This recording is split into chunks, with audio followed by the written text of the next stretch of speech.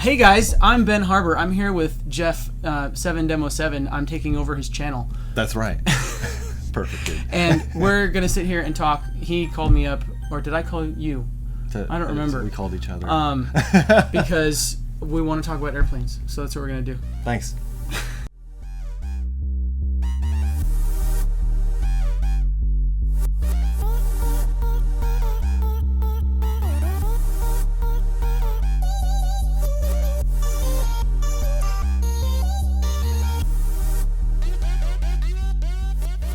One of the things I wanted to ask you is if you remember what our first interaction, how did we meet?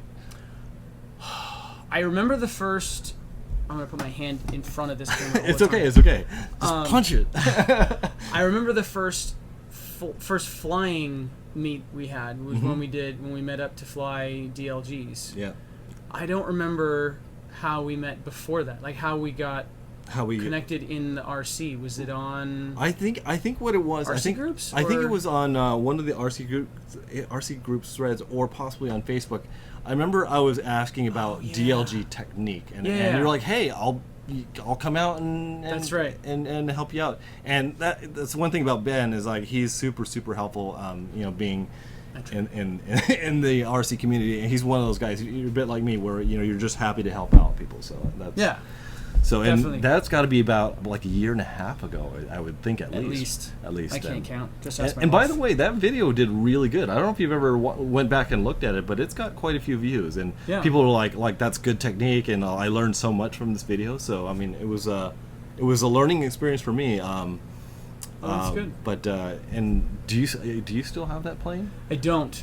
I actually sold it to buy that plane. Oh, really? Well, the kit for that plane, and then I built it. Yes. But I like you don't have a garage. Mm-hmm. Oh, okay. And, we have a 1-bedroom condo. Oh my gosh. So building consists of taking stuff out of boxes and closets and corners and spreading out on the living room floor or dining room table, depending on how much time I'm going to commit to it. Yeah. And then building whatever, if it's doing vacuum bag or glassing or foam board stuff and hot glue. So I like all that to say I don't keep many planes around for like if it gets cracked, I'll fix it a few times. If it goes down, but at some point, I just pack it in and say, okay, I'm ready to move on from that plane because I want to build something else and I need the room to store it. So you kind of have a one-in, one-out policy, right? Pretty much, yeah. When I was getting back into the hobby more in earnest, I obviously didn't have a big, hangar full, so I could keep building. But I got to capacity, and at that point, it was definitely a one-in, one-out. Yeah. Now, you've been really active on the Flite Test website and being able to produce plans and work with other builders and whatnot. What is your whole handle on RC groups? So on both forums, RC groups and Flite Test forums, it is mid-7 Mid-7 night. That is correct. I do remember that. Yeah, midnight, just with a 7 stuck in the middle. Okay. And by the way, guys, I will have links to his YouTube channel and also some of the threads in the description in case you want to check out some of his builds in the future. So, all right. Can you describe yourself in the RC community? What is your place, or what do you feel like your stance is in the community? What do you tend to focus on? Where are you in social media and so on and so forth? So the first thing that comes to mind as far as describing myself is actually one of the avatar sub titles that I've had for myself for a long time. That is, I make things I want to fly. And it's kind of a throwback to my gaming days with Bungie and playing Bungie games, because their motto used to be, we make games we want to play. And so I latched onto that philosophy, and that pretty much sums up what I want, what I like to do with RC and with the community. Obviously I want to start from things that interest me, but from out of that, I really do have a pretty big passion for helping people learn something new, exposing people to something they haven't seen before, whether or not, if they take to it and they like it or not. Yeah. But learning something hence new. our first interaction. Right, You were hence our helping. first- You were helping me out. I mean, it was cool. And I was just getting into DLGs myself. I mean, Yeah. I hadn't flown much before that. I had a mentor who actually was a coworker at work, who is one of my work mentors actually, who also flew DLGs. He's retired now. Yeah. But he gave me a lot of the first pointers and tips on DLG and got me hooked on that. Yeah. And I bought that used ship and learned to fly. And then I saw your post somewhere, wherever it was. Yeah, it was probably on the label somewhere. Yeah. Yeah, and I said, hey, I'll. I mean, to me, it was an excuse to go fly. So. Yeah, I know it's cool. No, you have to have motivation to go out and fly. I mean, Yeah. if we were single individuals, that we were just going out by ourselves and flying, I mean, it's not as fun. I mean, No. Flight Test and the internet in general has really kind of just melded our online life and our real life. I mean, I got to see people at Flite Fest West that I've only met online, and to see Likewise. them in the real space, it was so cool. I Yeah. mean, that we really need that type of a community. So, and that's why I appreciate your stuff that you put out as well. So, Thanks. Yeah, Flite Fest West for me, I mean, was a great time to meet people that I maybe wouldn't have even met even online. right. Yeah. Where we camped, I met someone from the Flight Test forums, Nathan. Yes. Nate Knight. Yep. But next to him was a guy from Germany who rolled in on vacation and just happened to his like vacation trip happened to coincide with Flight Fest, and so he Right. came and that was a great connection. I made a great friend. No, but it was really cool. Yeah, Nathan Knight, you. There was just a ton of people that came up to me and are like, "Hey, I watch your stuff," and it's just such a cool community that we can kind of broadcast this stuff out there, and you never know who it's hitting. And I just watched a video today on the guy launching his Drac all by himself for the first time. He pulls the Drac up like this, and it shows the hexagon design that I did on a couple of airplanes. He said, and I got this from 7 Demo 7, and I'm just my mind is just blown. I'm like, That's this so guy. cool. I think he was overseas as well. I can't remember which country. It may have been Germany, but I commented on his video. I'm like, dude, nice paint job. That's cool. That's cool. Very cool. I mean, here we are, like, just making silly videos that people can watch and learn from, and here we are. People around the world are able to share and enjoy. So I think it's a fantastic platform. So really, really cool. Have you ever had an airplane that you've grown to hate? Oh, that's a really good question. Grown to hate. Oh. I have one, just to let you know. I know of one. That you've grown to hate, or that I grew to hate? That I've grown to hate. Okay. Yes. That'd be weird. It's very close to You us. knew one that I grew to hate. No, I know. I'm reading your mind. I can't, I don't know if it's because they don't stick around long enough for me to hate them. There was one, one of my slopers, because aside from doing a lot of foam board and flight test stuff, I actually started, my very first entry into RC was in sloping. And I did a little bit of gas-powered with like one plane back in the day. It was a Stick 40 trainer, and that got eaten by a tree, and I didn't want to rebuild that because I was like 14 and I just didn't care. So I moved on, but really got into sloping, and sloping was my gateway and mainstay for a long time. Yeah. And so one of my slopers was a Ki-86, which is a Japanese plane, Warbird, and it was actually my first PSS, which is power scale slope. Yes.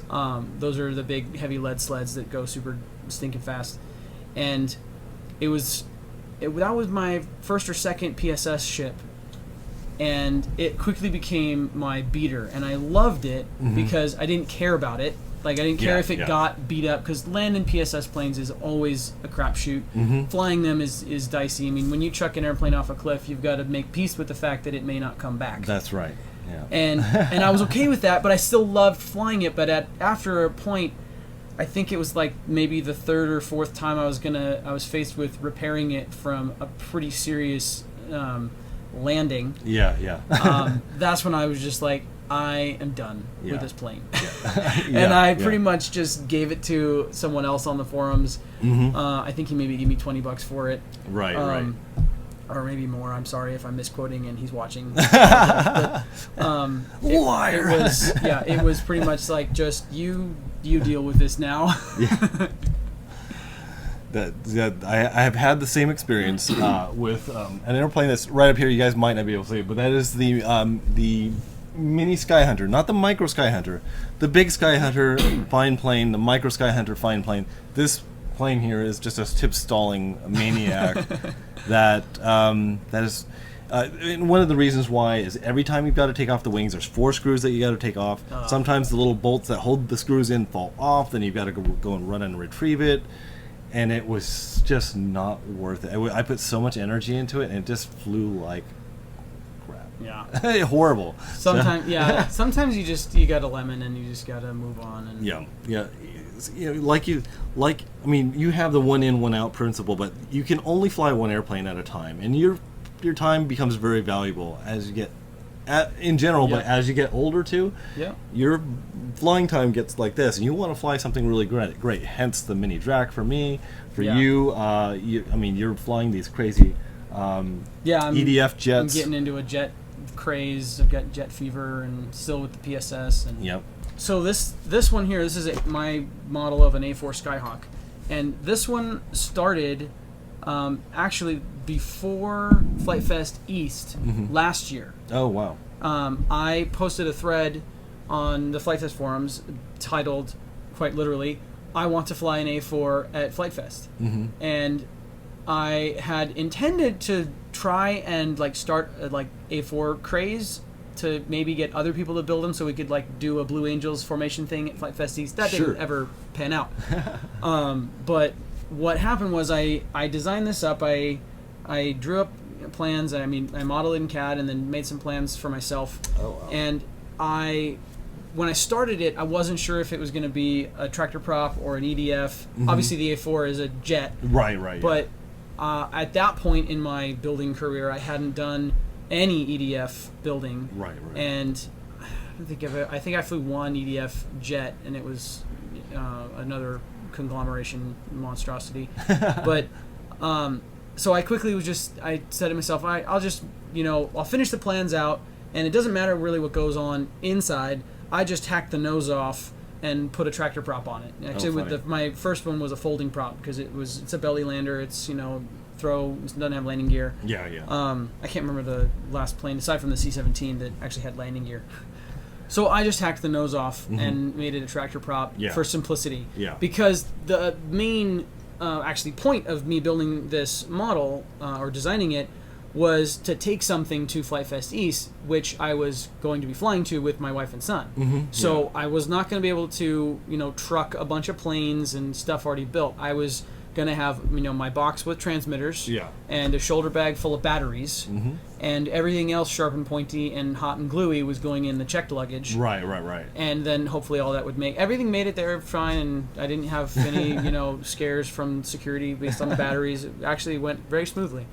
But so then I built it and flew it there, but I still wanted to go back to the EDF idea. Yeah. And I met a guy at Flite Fest East. I actually ended up in the build tent right next to him. He had set up a CNC that he built, a DIY CNC. Oh wow. For cutting out foam sheets, for cutting out foam board and all the flight test designs. And this guy, Kevin Matusik, shout out Kevin Matusik.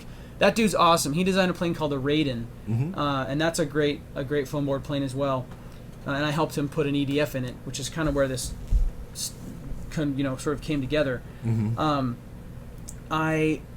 We became friends, and he lives in Ohio. I live out here in California, but he offered to stay in touch and cut me out my first plans for the A4. Yeah. And send them to me for just the cost of shipping. Mostly. And so that really was what enabled me to build this and really get it going. The first version. This is version 2. I rounded off the nacelles. I rounded off the canopy, make it a little more A4 Skyhawkish.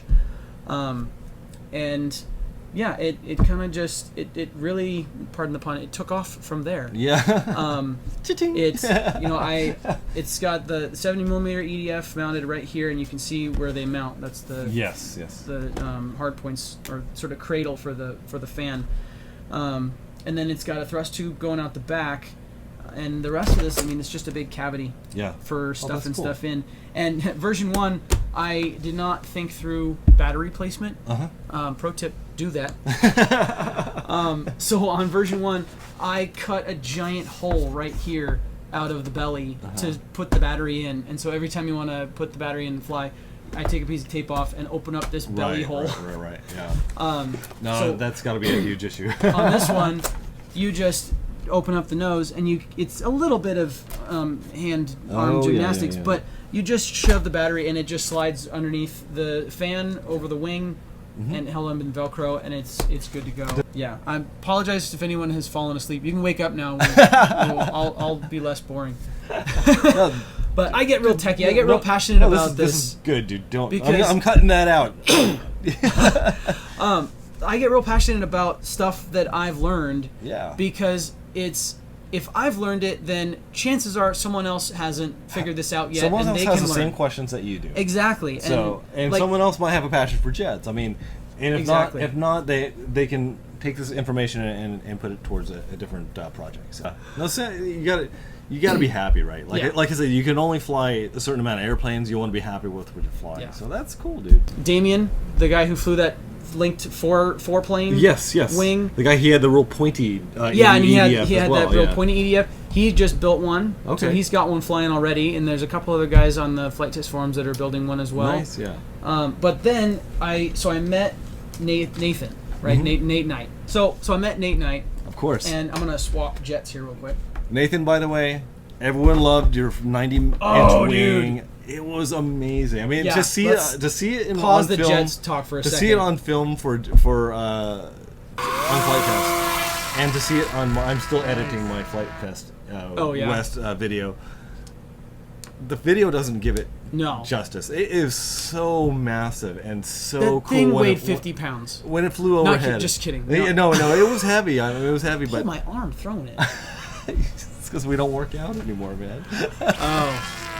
Throwing airplanes does not count as working throwing little foam airplanes. And then Nathan comes out with this, 80-inch? No, 90-inch span wing with a ton of hardware and electronics in it because it was a flying boombox. Yes, right. Which is awesome. Right. And I honestly thought it was a little bit hilarious that he's got this great sounding flying boombox that sounds great on the ground.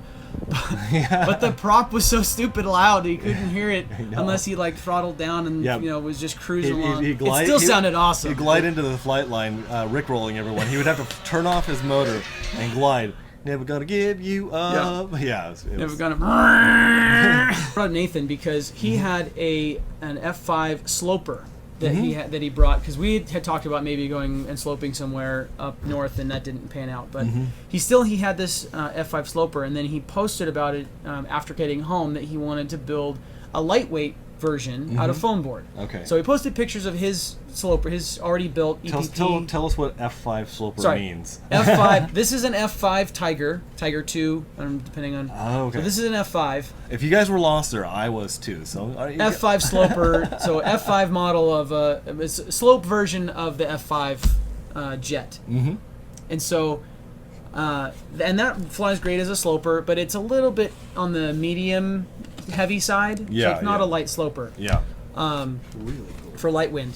But he wanted one for light wind. So he posted pictures and said, hey, people, if you want to build one yourself, I'm going to be, trying to put together a foam board sloper for doing light stuff. Yeah. And meanwhile, I'm coming back from Flite Fest with a broken up C-17. After that. Yeah. Great first flight and not so great second attempt. Yeah. But it still was fun. I'm not bitter. It's totally fun. Is this from? This is one of the fans from the C-17. I was gonna ask. Yeah. Yeah. So I've got 4 50mm EDFs coming out of that project. Right. And I've already got ideas and everything, but I had 2 of them slated for one project that I can't talk about, but two of them were not spoken for. Yeah. In my head, and so I said, well, So then he posted that thread, and I looked up the F5 and I said, that's a nice little twin engine. Mm-hmm. And I just posted on his thread, I think I found a home for my two EDFs. Mm-hmm. And I just stayed up a couple late nights and catted this up from his pictures and catted it up from I actually downloaded a 3D model as reference that someone already else had modeled. They're right here. Yeah. There's two. Yeah, it's everyone loves twins. Come this on now. thing I had no idea. Screams. I had no idea. And yeah, so I catted this up in probably just a couple of days and had it built over the weekend. I think in the space of about a week, 7 linear days, this was ready to fly. 7 Earth days? Yes, okay, Earth linear. And I took it out to Fairview and I flew it and maidened it. And it's stupid nose heavy because I put the fan. I need to work out the CG on it, but it still flies. Yeah. So that's where this came from, and then everyone who was already watching me from the A4, they see the F5 and then they just get all they're just like, oh my gosh, more jets, yay! Yeah. It's the two of the fans out of C17 and 2 of the speed controllers. Yeah, it's the whole. I was gonna say that. That's setup. really nice. I like the way you did that. Yeah. I think jets speak to the little boy in all of us. Oh man. Don't they? Yeah. It's just it's so much fun, just to go fast. I mean that's. Yeah. I mean and they're smaller fans. They actually have. I don't know if it's a little bit more or about the same amount of thrust as the A4 because it's a bigger fan. Mm-hmm. But because this profile is just so much more, sleek and narrow. It's got a. So here's another term that I have learned through the course of things: fineness ratio. Fineness ratio is a ratio of how long something is to how wide it is. Mm-hmm. I was going to guess that. Similar to the aspect ratio of a wing, right? The fineness ratio of a fuselage is generally a measure of how fast it's going to go and stuff like that. So you can look at the A4 and it's got a little bit more of fatness in the body. It's porky. It's a little bit more porky. So its fineness ratio is a little less. This thing is a flying javelin. It's got a long pointy nose and not much wing. But that's the other reason it goes stupid fast. You're right. You've got to have speed to keep the thing in the air, right? It weighs about the same as the A4 and it's got probably 30% less wing area. Right. So it's got higher wing loading, which means it must fly faster if it's fly going fast. to fly at all. Well, here, I'll give you a peek inside. This is part of my design. Oh, look at that. This kind of was a philosophy I took from the FT Vigan, which is their first EDF a long time ago. The nose on that, it doesn't slide off, but the nose is pretty much sacrificial. Right. So you can replace it. So this, if you dork this in, the nose is the first thing that's going to go. So it just slides off and you can, just build a new one. Yeah. Now I have to go and get that. I know. Here, I'll hold this. So we'll talk about the innards, but yeah, so that's the battery slides in there in pitch. I have to match my shirt. That's what screwed you up when we started. I know. Sure you want to drink more of that? I had the no offense to Monster. I had the worst start of any video I've ever done. I'll put it some of the sorry I called that out. Outtakes. I could have just left it alone. I'm a human being have to and I'm flawed, and I think everyone can relate with that. There's nobody perfect. In this. Not a one. So yeah, and even on my C-17 had rudder. Yes. Mostly just for takeoff because I needed to steer the nose wheel. Yeah. No kidding. Yeah. But when I was flying it, if you watch the Flite Test episode.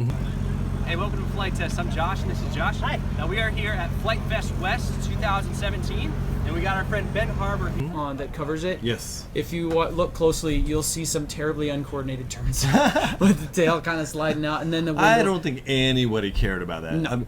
No. So I'm just gonna pay you a compliment here because that C-17 really, I think, defined like how scale and how accurate you can depict something out of foam board. It was unreal, dude. Thank you. It was. Everyone was in awe, and not only does it look good, you've got an airplane that looks amazing, but it flew so amazingly scale as well, and.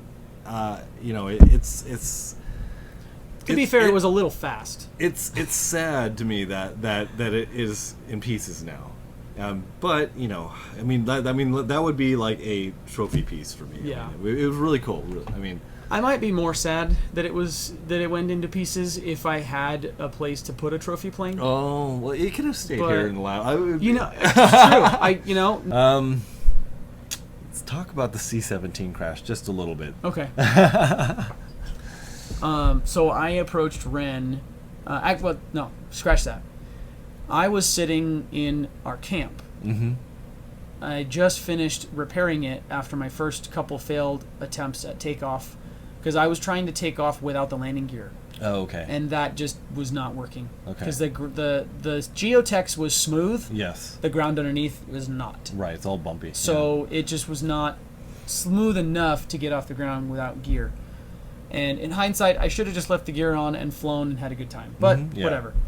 So Ren from Corridor Digital, and I think their channel is called Sam and Nico. Okay. And so he comes rolling by on his one wheel. Yeah. And I had seen him around before. I don't know the guy. I'd never heard of Corridor Digital. No offense, but I don't run in those circles. Right. Exactly. So he comes rolling by on his one wheel, and I kind of stopped him. I stopped him real quick. I said, "Hey, how good are you on that thing?" Yeah. And he's young and confident. So I'm great. And not that he wasn't, because he is. He's put 1,500 miles on that thing. Oh my God! Just how much he's ridden it. So upshot is I asked him to hold my C-17 and give it a one-wheel rolling start. Right. So that I could fly without landing gear. Yeah. Because I wanted that retracted look in the air. Oh, okay. That's why. So that was my next question. Why are you flying it without? Right. without I made them gear? removable for that purpose, but anyway. Yeah, don't do that. Just put retracts, or put landing gear and deal with it. So he did some practice runs and he felt good with it, and I told him, just you don't have to push it or launch it. Just let go. Like you're rolling, and I'll throttle up. And if it goes down, it goes down. If it goes up, it goes up. No big deal. Yeah. And I'm not picking on Ren here. It's not all his fault. It's a little his fault. He probably doesn't have any experience in this area. No. Probably the first plane he's ever thrown, right? Bless his heart, the dude just was. He was so on fire and so on board, and he was having fun.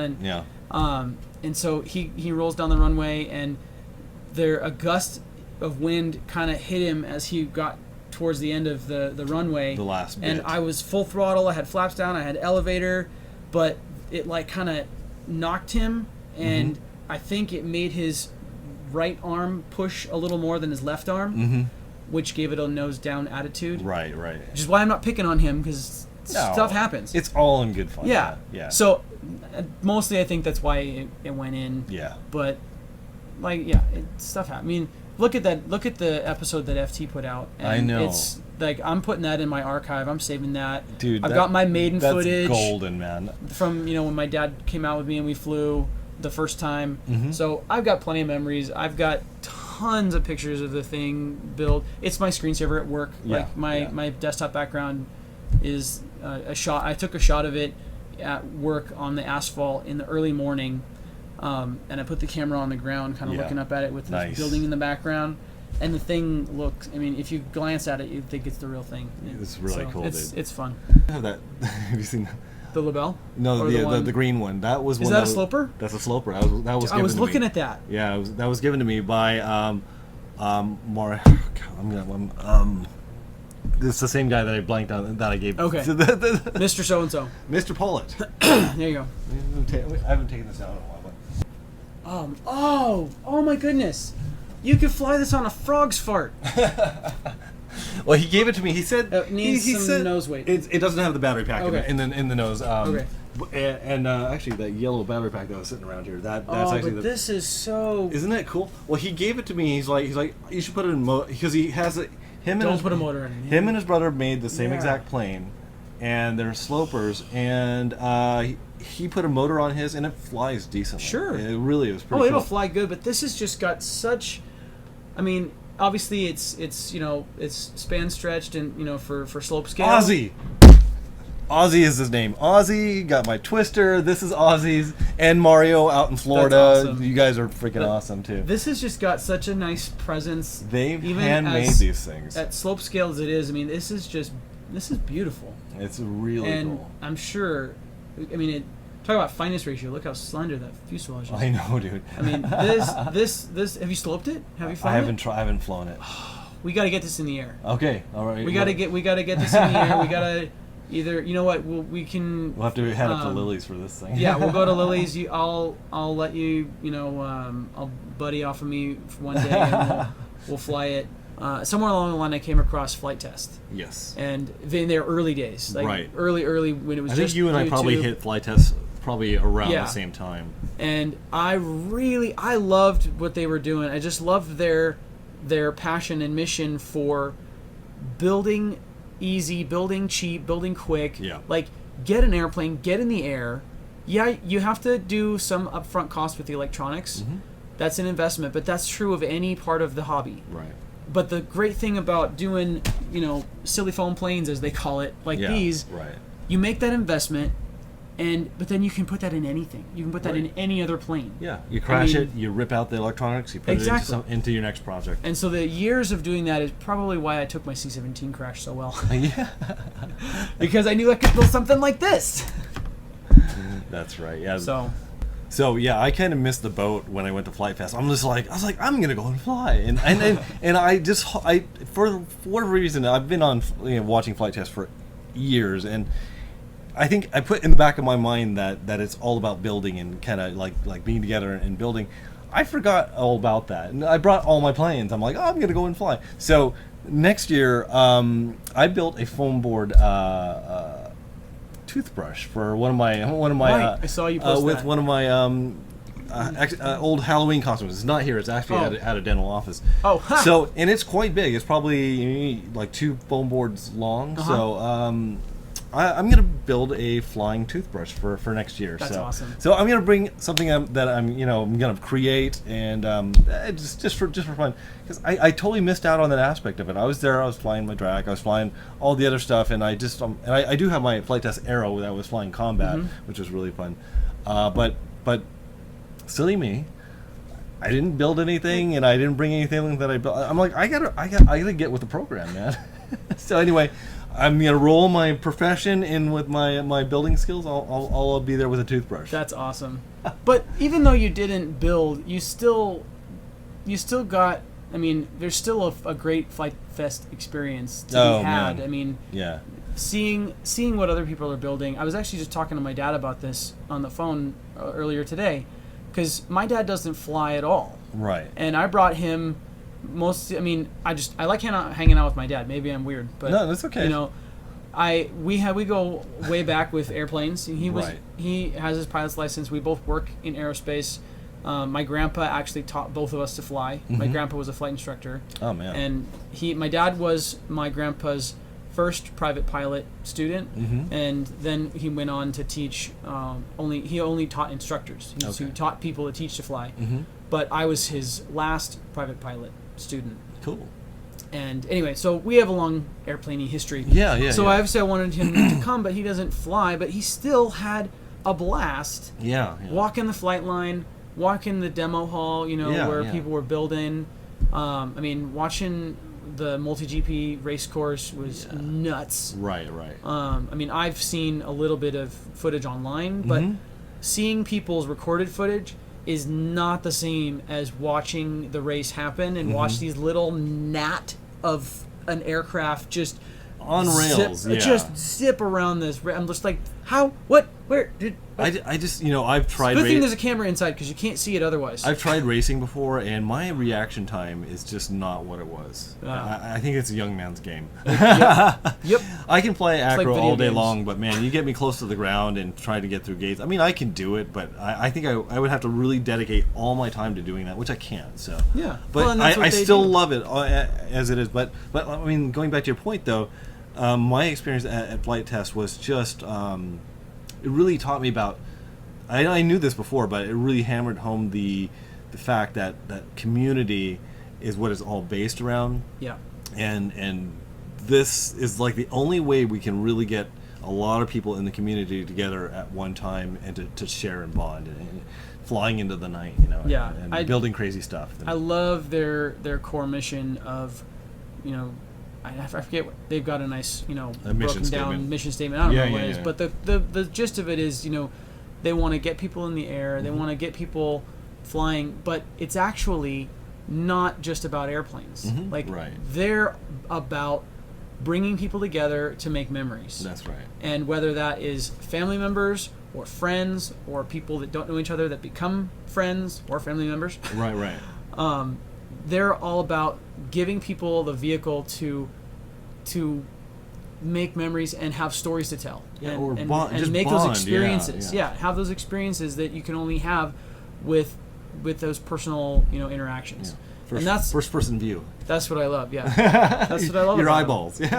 Exactly. No, because we all live online, and I put a lot of content. I know you have your YouTube channel as well, which we will link to down below. But man, just the fact that we get to meet everyone in the community was awesome. Yeah, man. it was great. I'm really looking forward to next year already. I and know, me too. I am. I'm bringing my family next year, by the way. That's cool. I won't. That's I cool. probably won't be able to do like a Thursday, Friday, Saturday, Sunday, but I'm just gonna come up just for the weekend, camp, and probably like Friday night, something like that. Yeah. So another quick pro tip for those of you thinking about Flite Fest. It's awesome. Be prepared for a long week/weekend though, because Yes. I grew up camping, so Me too. I know camping. Yes. But you don't usually start camping on a Wednesday and end it on a Sunday. Right. Yeah. Usually there's like a mad Thursday of packing and last minute shopping, and then you drive out Friday and camp Friday, Saturday, Sunday, come home Sunday. You Right, know. right. That's kind of a typical Right. thing, I think. It was long But for me. Yeah. yeah. Going out Wednesday, camping through, we got to Saturday, and my dad's allergies started to really kick his butt. I don't And- have allergies, and it started affecting me a little bit as well. But even without that, even if that hadn't been an issue, we were beat. I mean, yeah. it was a long road. It was a long week, and so all that to say, I mean, don't go expecting. I'm just gonna power through the whole. It's okay if you just come up. I had a hard time Friday, pacing Saturday, myself, or Saturday, Sunday. I mean, Yeah. there is a ton of fun to be had, even if you just come on Friday. Yep. I mean, any of those days. I mean, Like, just you could go up there like on a Friday night, wake up, and the next morning, Saturday morning, start flying. Yeah. yeah. I mean, it's I wouldn't want to discourage anybody that wants to go there and like have the full experience. I mean, No, it was absolutely. it was the first Yeah. Flite Fest West, and I really wanted to experience everything that was happening. man, So yeah. the companies, big shout out to all the companies that came out because they were all so helpful. Getting my planes back up in the air. I mean, they were helping everyone. There was a huge crowd of people building stuff. I mean, just crowds of people. The entire expo hall was filled. Packed. It was a build hall, is what it was, and in the middle was a few vendors, and outside there were some more. I think High Tech was a sponsor. Yep. Some of the vendors were Aloft Hobbies, Emacs. I can't remember the other big plane people that were there. Don't look at me. Sorry. But then we had Jesse Perkins, Mr. Tiny Whoop, but he was flying through the hall, just shooting tiny little gaps and everything. It was really cool. It was great. So definitely, my only message with that was pace yourself. Yes, pace yourself. Pace yourself, because I didn't, and I still had fun, but I hurt. I definitely hurt. I mean, Friday, the day I flew my C-17 the first time, the great flight. Flew Friday morning, flew C-17. I carried my C-17 back to the tent, back to our campsite, set it down, and I sat for about an hour. Yeah, I know. I just was like, I need to let all the adrenaline just relax. Yeah. And then I just kind of chilled, and I started to build a little thing on the side, but yeah. that The and Angry then- Bee. Yeah, I started building the Angry Bee. I think I flew my A4 later in the afternoon once, but other than that, I just chilled. So, don't feel bad if you go and you need to take a day to just chill and watch other people fly or build a little something.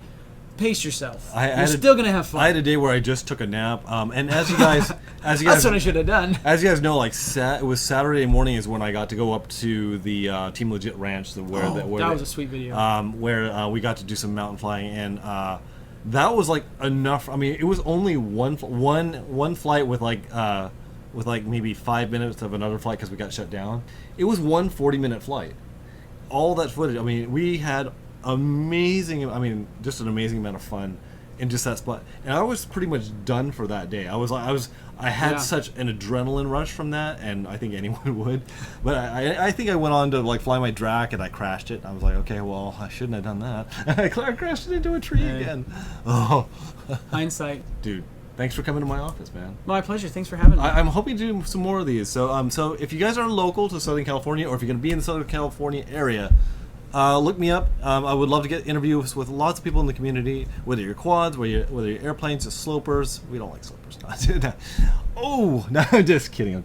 But, dude, it's awesome being able to see your creations. Thank you. I'm glad that Flite Test was able to get through and see individual people's projects. I thought that was really cool. So, yeah. Hopefully you guys will know a little bit more about Ben. He's always online to help. What's your online handle one more time? Mid7Night. Mid7Night. So, guys, on that note, let's wrap this up, and we'll talk to you guys later. Bye.